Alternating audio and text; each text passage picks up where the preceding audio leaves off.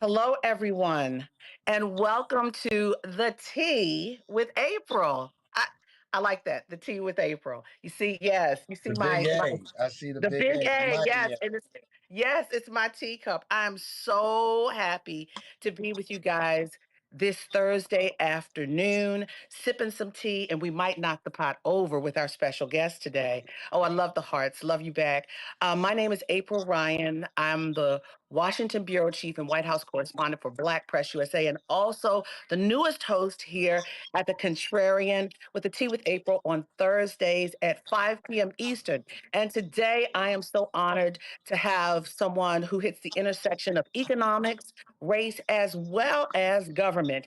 The former mayor of New Orleans, Marc Morial, who also happens to be the president and CEO of the National Urban League. Hello, Marc Morial. How are Hey, you? April, I'm so excited to be with you. And first of all, congratulations on this Thank you. new endeavor, another Yes. addition to your portfolio of communications assets. Very excited, and I just want to thank you for a long and illustrious career as a member of the White House Press Corps. Certainly, and the old radio, Black News Radio, and Yeah. video, and you've been Yeah. in so many places, right? So many American places and Urban, spaces. American Urban, Yes.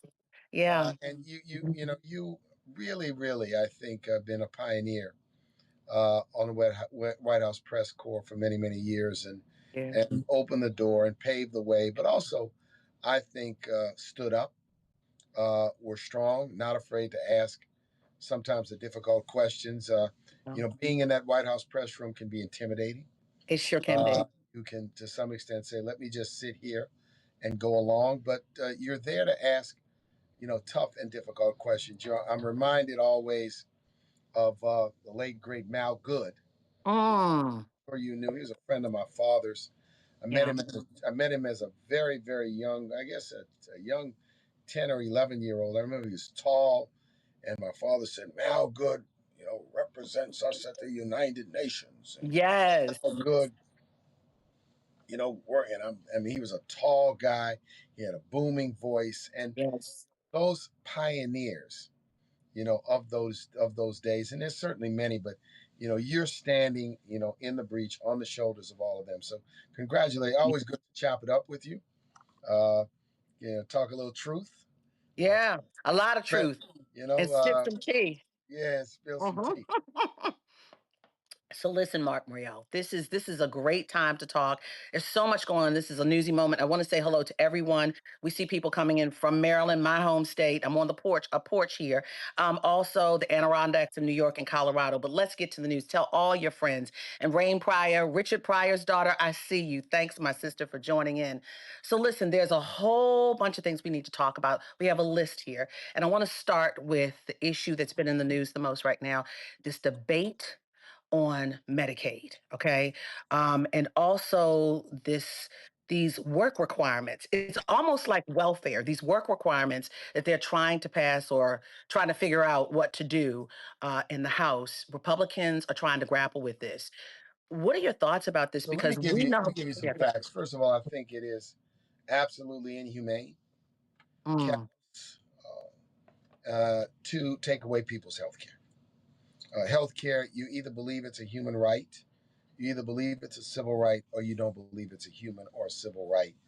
And only when one faces a difficult health challenge, or a member of their family faces a difficult health challenge, and you see the bills and the co-pays and the medicines, does it really hit you how essential health care is yeah. in a modern society. Now, let's talk about Medicaid. The Medicaid program, which was part of Johnson's great society efforts in the 1960s, was that program to provide health care to people who were economically disadvantaged. Yes. And today it does a number of things to help families with children, seniors who need nursing care. It's a very successful, one of the most successful safety net programs. It's really a partnership between the federal government and the states. It's administered, unlike Medicare, it's administered by the states. Mhm. And the states play a very important role. And there's good to that and bad to that, because as we know, there are a number of southern states that never expanded Medicaid under the Affordable Care Act. All that to Yeah. talk about these work requirements. It's a distraction. 80+% of the people on Medicaid do work or they're retirees. Period, full stop. A number of the other folks who are not working are Hmm. either disabled, Right. they may be in a transition from one job to another, or something of that sort. Right. So the suggestion is that Medicaid is a program for freeloaders. Right. That's false. It's a big bald-faced lie, and I wish more members of Congress, more people in the commentary space would say that. Get the facts right now. Most people who have Medicaid are in fact people who are working or they are retirees. So you're really, really trying to create a false issue when Mm. you add work requirements to a safety net program. Why, if someone, why should these programs be tied? It's distrustful. Hmm. The suggestion is that everyone that has Medicaid is a freeloader. Everyone that has food stamps or the SNAP program is somehow a freeloader. And it is harsh and it Yeah. is callous. Are there people that, yeah, there's people that freeload on tax breaks too. Yeah. There's people who freeload and take advantage of the tax code that have a lot of money. So let's trust but verify, trust the American people. Wow. Trust but In this verify. process, Yeah. it's okay to have a verification system, but we wouldn't have the data Yeah. if the Center for Medicaid Services didn't know who, in fact, was working with Medicaid. Then, number two, just the fundamental issue is don't cut Medicaid. And you already see the pushback coming even from red state constituents against senators and members of Congress. There's no reason to cut this except the zeal Hmm. and the passion that some of them have for creating tax breaks for billionaires to try So to transfer wealth up the economic ladder. So one of our viewers said something. They're going to make grandma get out of the nursing home bed to go work, and that's essentially what's happening. But and when you talked about trust but verify, and also it's a false issue, it hits on this piece that people are not talking about. The fact that a lot of people who are on Medicaid are working, as you said, 80%, but they're working these low wage jobs that don't have insurance. So, i.e., that's why they're on Medicaid, correct? Medicaid is, in effect, a subsidy program Hmm. for employers who pay low wages and don't provide health care. Who's really, we subsidize low wage jobs. How do we subsidize them? I mean, the taxpayer subsidizes them. Medicaid subsidizes their health care. Section 8 housing vouchers Hmm. subsidize their rents. Yes. SNAP or food stamp subsidizes uh, their subsistence eating. Hmm. We have created a system. If people's wages had kept pace with inflation, if we had a reasonable living wage versus this minimum wage, then more people would be able to afford the things they need. If we Yeah. had, and this is where the system, the public private system, has Yeah. really, really screwed people, is if we had been building affordable housing over the last 20 years, more people would be able to afford a home to buy or a home to rent. I mean, the policies have basically been a bad deal for the American people. And at this moment, I'm not in the mood to talk about, well, how can we compromise? I'm in the mood to stand up for what's right and stand Mm. up for principle and stand up for the locked out and the left out. We have a legislative conference taking place, our 22nd legislative policy conference taking place. We released two reports today. One was a 5-year George Floyd report. I want to talk to you about that. The And second let's one, let's talk about that a little later on, yeah, because that's yeah, really yeah, and then important. we Yeah. we released the Main Street tax plan. So uh, the reason why this is relevant is because we say if you really want to do something for working people, don't touch Medicaid, don't touch SNAP, don't touch Section 8, and give Americans making less than $100,000 a year a 50% tax cut, Mhm. a 50% tax cut. 85% of American people make Mhm. less than $100,000 a year. Say that again. Say that again. 85% of the American people have household income of less than $100,000. And when you talk about two family households, 60% bring in less than $100,000 a year. See, And we pretend. Now some markets, the numbers may be a little different. The Washington D.C. market, where you have a lot of white collar jobs, but generally you go to a place like Birmingham, Little Rock, Memphis, you go to a Selma. place like Montgomery, Selma. Selma, you name it. People are hustling. Yeah. They're working in jobs that don't pay a lot of money, and we got to confront. And what I'm trying to do in this debate, which seems to sometimes avoid the facts. Let's talk about the real situation Yeah. for American people, those that are making less than $100,000 a year. Let's talk about the fact that 82% of people on Medicaid already work or they're retirees.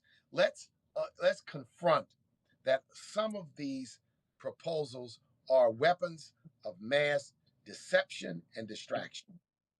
So, everybody, this is an important conversation. We're going to talk about a lot of hot topics. I need you to tell all your friends to join in. Come on. We are knocking the pot over, the teapot, with the tea with April here on the Contrarian. Mm, on Substack. But as you talk about jobs, we've got a lot of people on here talking about jobs. And we know that the latest numbers came out and Black women are at the lowest rung. But I want to get to that. I want you to put a pin in that for a minute. But I want to go over to something one of our viewers just said. They said, "What about Walmart? Walmart is a violator." They're saying of a lot of this, and now we're hearing a lot of the issues of insurance and pay, and now we're hearing that they're raising prices as well in the stores because of tariffs, etc., and also immigration issues with the president trying to close off the southern border. I think it's fair to ask any company, and I'm not sure what the Medicaid threshold income is. There's a threshold income. So if the company pays them less than that and doesn't provide health insurance, they may be entitled to Medicaid. Now, in some cases, may be a better insurance deal than some employer provided health care plans. Mm, And so I think this is a fair question. Uh, I'm not schooled on the specifics of this actual issue, but I think it's a fair question. But here's the basics: the basics are that these programs subsidize low wage jobs because we have to provide this because people cannot afford it. yes. And a society with the economic success we've had, the society with the wealth we have, the society with the technological advancements should not leave people in poverty, should not leave people struggling. To me, that's a value proposition, right? Yeah. Does the country, but I always say to people who say, well, why do we have, if folks were making more in wages, look, we don't pay teachers enough, right? Mhm. Most people that work in restaurants who are servers are tipped. They make a sub minimum wage. So Mhm. they've got to basically try to make it on tips. So there are lots of places. And this is the thing, April. The economy of today Yeah.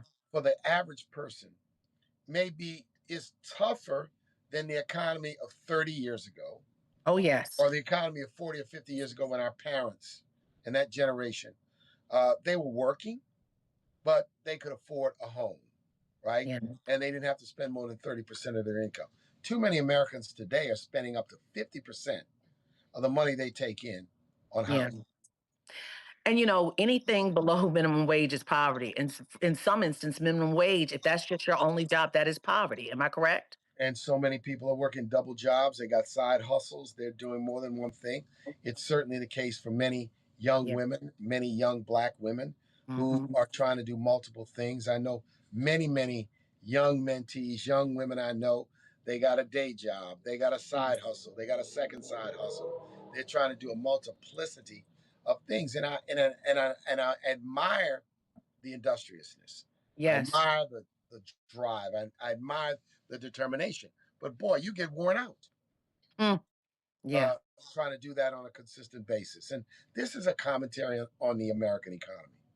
And you just spoke of the hustles, all the part-time job, the other hustle, this hustle. For some communities, they call it entrepreneurship, but for us, we call it the hustle. Oh, But the let's, yeah, it's there is a difference.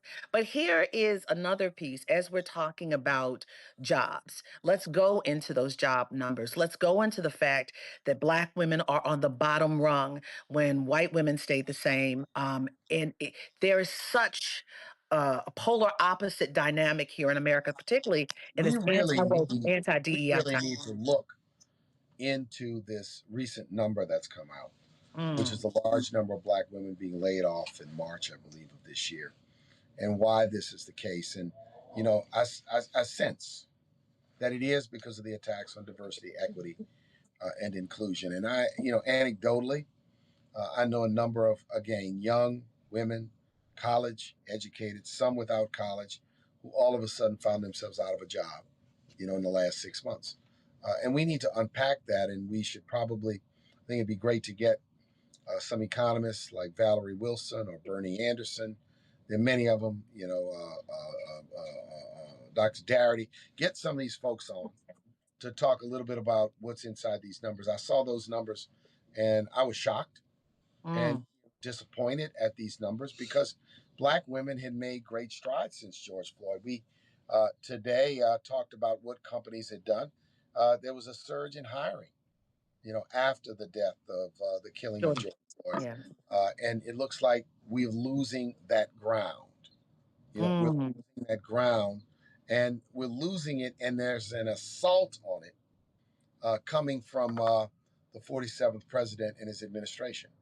So, two things with that. There's an assault on it, and it's so interesting. All of this is happening with Black women when we laid to rest the former Labor Secretary in the Clinton administration, Alexis Herman. You were at the funeral yesterday, so was I. Very dear woman, Black woman, the first woman to head the Women's Bureau under Jimmy Carter when Jimmy Carter was president, and then during the Bill Clinton years, she wound up being the Labor Secretary. She was appointed and she was nominated and confirmed as the Labor Secretary of the United States. She worked so hard for women. And now to see these numbers attacked, particularly after George Floyd's death 5 years ago, almost at that anniversary, and then also because of a strategic deconstruction in the workplace against women, particularly women of color or Black women, exactly.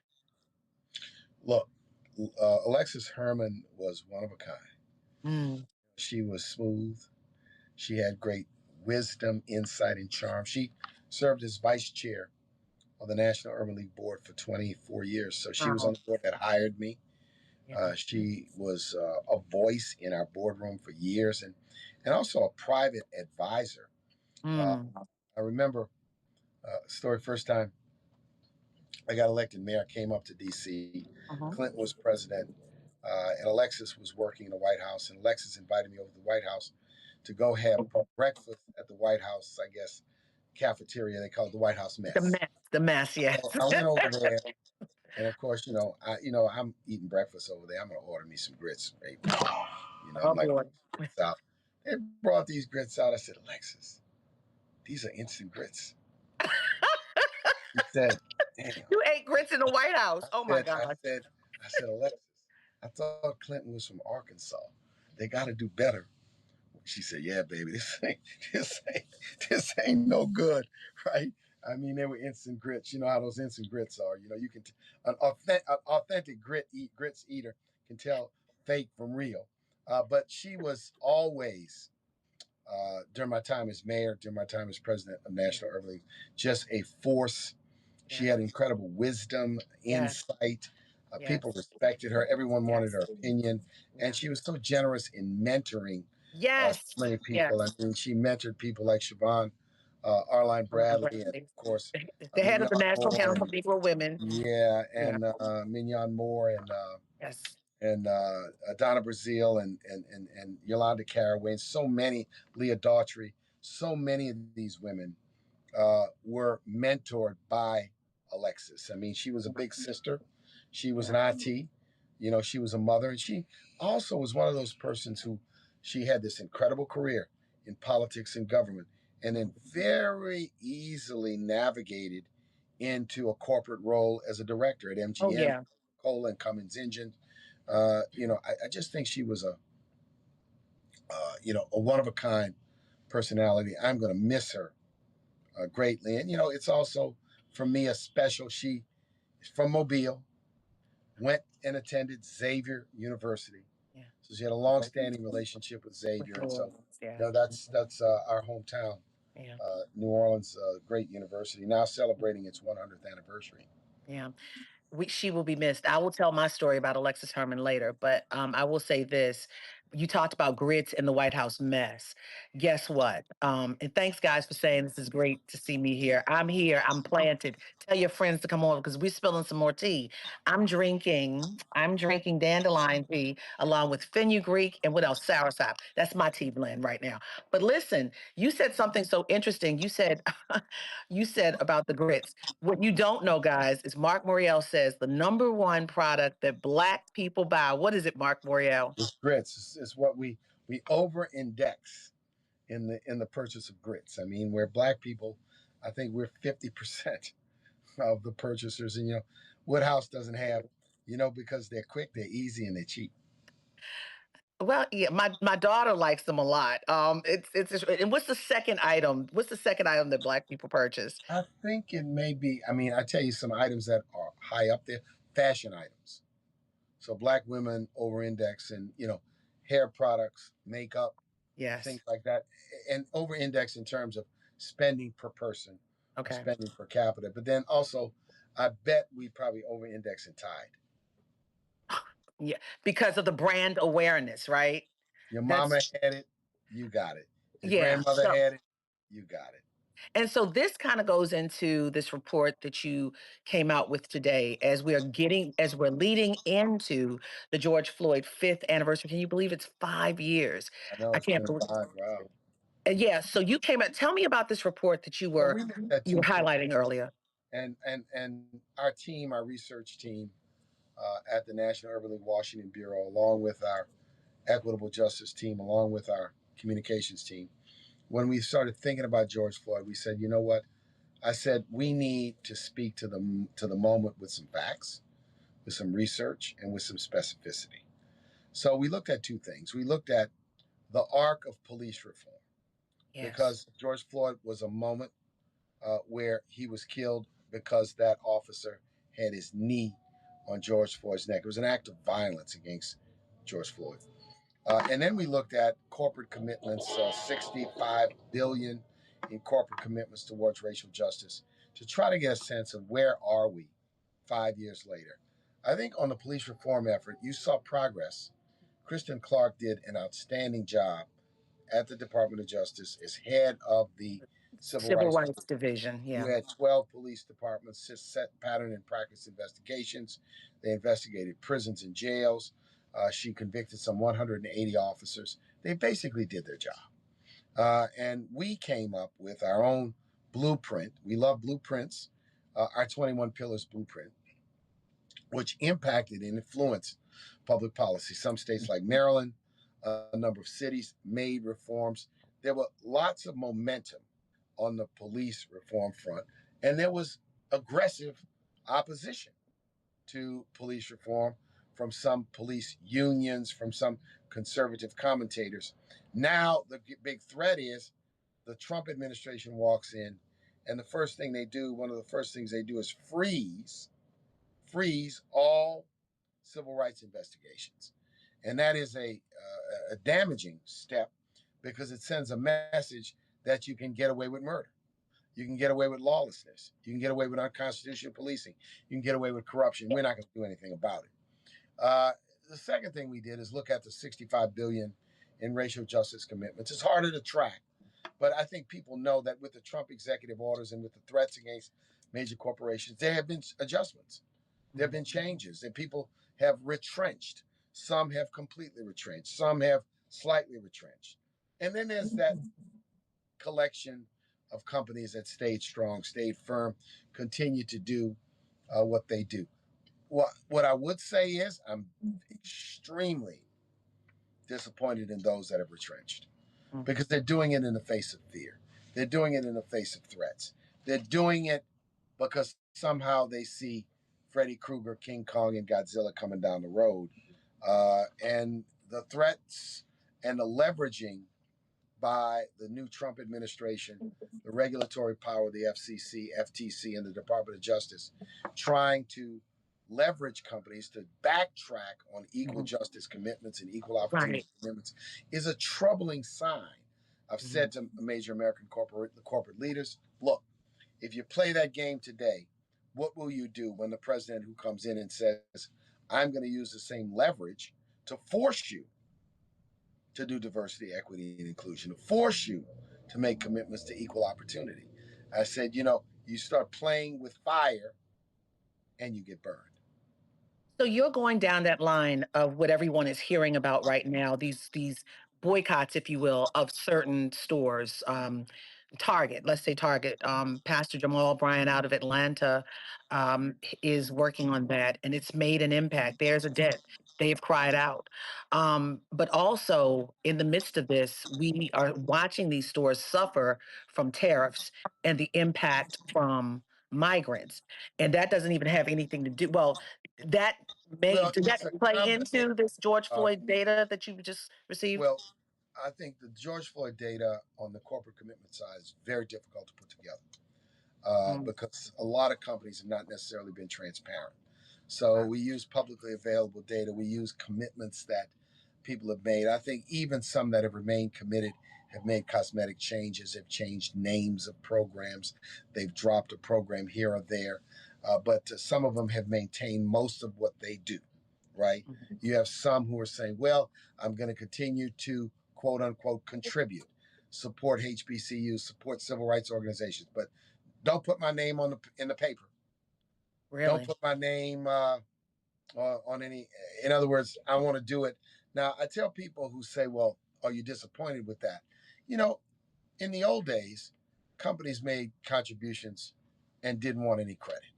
Then Mm, things shift, and people want more credit than sometimes is even deserved for yeah. making contributions. So, if the pendulum swings in the other direction, but the commitments remain, the only question is, will the commitments remain over time? And 65 billion sounds.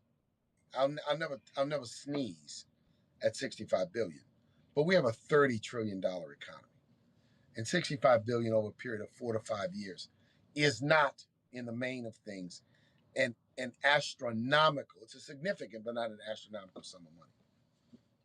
Mm. So, um, in the midst of all of this, you've got this data that's showing that they're pulling back. We've got these boycotts going on. What does it look like, particularly as Black people are make up, as you say, almost $2 trillion worth of spending in this economy? What does that look Well, like? I think it looks like many people feel that being intelligent and thoughtful and selective about where they spend money is the way to go. And I think households and organizations, I think, have to be thoughtful. I mean, it's a leverage power we do have, as a community, but it also you can't boycott everybody, right? Because people have to eat, people have to live. People also, sometimes you spend money with a particular gas station because it's convenient. You buy Mhm, groceries at a particular store because it's on its way home from work. mhm. All that to say is we're in a moment, April, where everyone has to be in the fight, in the game. Yes. We're working hard at the National Urban League, not only to activate Black people, but to build multiracial coalitions. Yeah. We had leaders from the Hispanic and Asian communities with us today. We Mhm, had Common Cause with us today at our annual conference. We're mhm. working hard to activate on that level, to bring the Black community in concert with others. And we're not naive about it. It is not that we're going to agree on all issues. It's that on the issue of inclusion, on diversity, on access, the closed door impacts lots of communities. In fact, Yeah. if you take it, it impacts the majority of the American people, Yeah. right? And Yeah. this is why, this moment. So we can't back off. We can't back away from the commitment or from holding people accountable to be committed.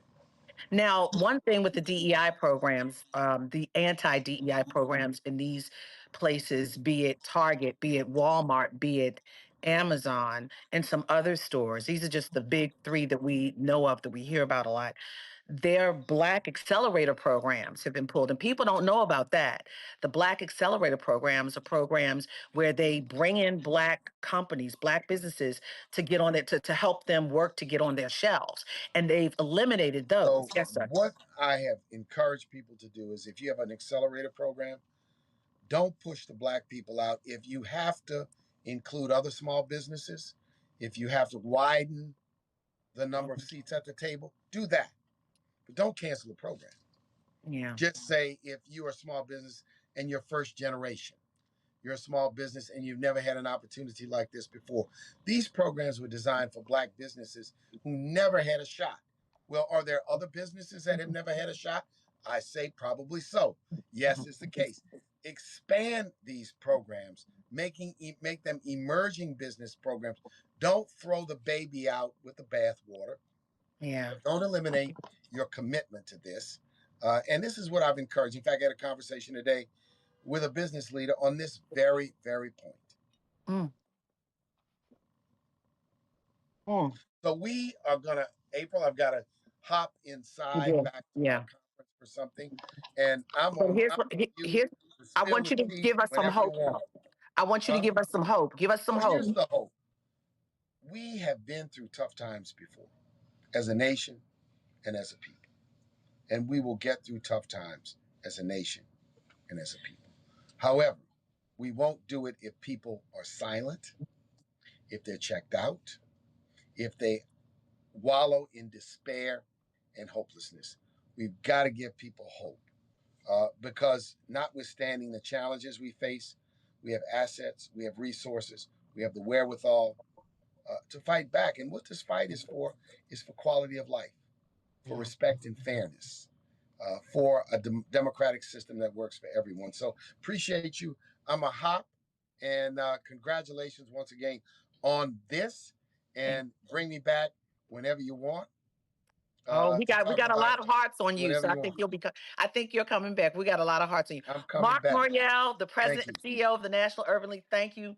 You're my number one. You were the first. You were my All right. first on Thanks. the tee with April. Guys, thank you for joining God me. bless you. And all Thank you you. gotta do is press the X. You can get off. So Okay. all Thank of you. us are all, yes, there you go. All of us are technology challenged in some instances, but I'm so thankful that you joined me today. We're gonna do this. Sit out with me. Come out and sit with me every Thursday at 5 on your drive home or something, or when you're home after you finish, the work day, and just sip a cup of tea with me. We knocked the pot over. With Marc Morial. We knocked the pot over. He gave us a lot of information. Thank you guys for joining. 5 o'clock every Thursday with the Contrarian, the Tea with April. Guys, love you. Thank you. We got a lot more reporting to do. Next week, we got a big conversation coming up. You don't want to miss this one. Next week, you know what next week is. It's a big anniversary. There's a lot of rumors. We want to address those rumors. A lot of rumors about a big anniversary, and Marjorie Taylor Greene is behind it. Kind of giving you a tease for next week. Thank you so much for being with me on my first show. I'm so excited and so happy. Guys, take care, drive safely, and see you next week. Bye bye.